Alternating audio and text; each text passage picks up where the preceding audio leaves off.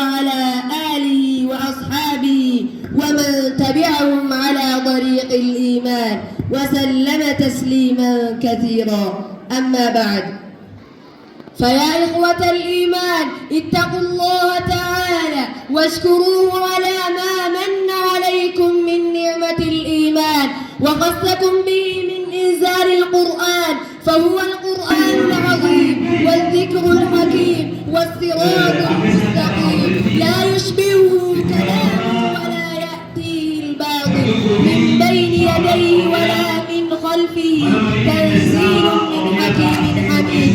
تكفل الله بحفظه فلا يتطرق إليه نقص ولا زيادة، مكتوب في اللوح المحفوظ وفي المصاحف، محفوظ في الصدور، متلون بالألسن، ميسر للتعلم والتدبر.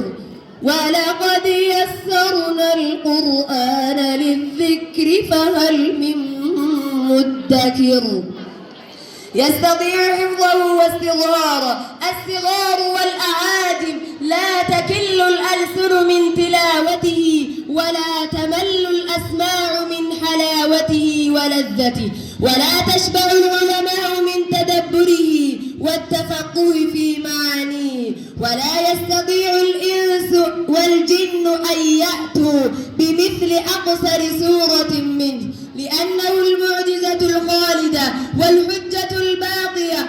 أمر الله بتلاوته وتدبره وجعله مباركا، كما قال الله تعالى: كتاب أنزلناه إليك مبارك ليدبروا آياته وليتذكر أولو الألباب.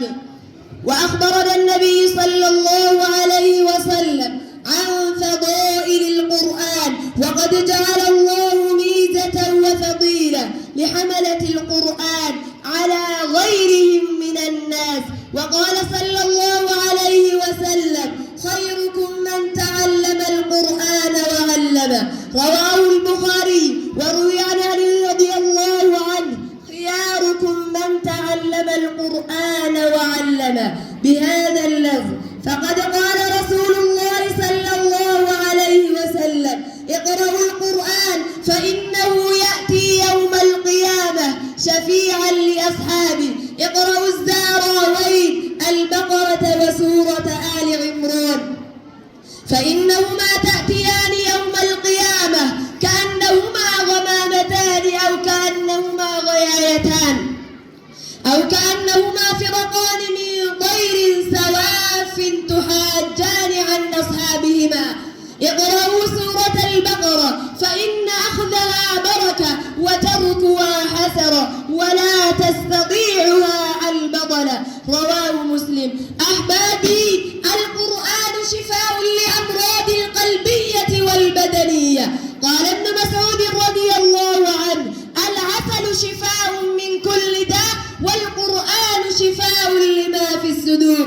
قال الإمام الجوزي رحمه الله: فهو عالم كبير، تلاوة القرآن تعمل في أمراض الفؤاد ما يعمل العسل في علل الأجساد. وقال سفيان بن عيينة: من أحب القرآن فقد أحب الله. وقال سهل: علامة حب الله حب القرآن. إخوة الإيمان، ولقد عرف قيمة القرآن سلفكم فتفانوا في خدمته وأمضوا الأعمار في تلاوته وتصبروا على تعليمه والعمل به.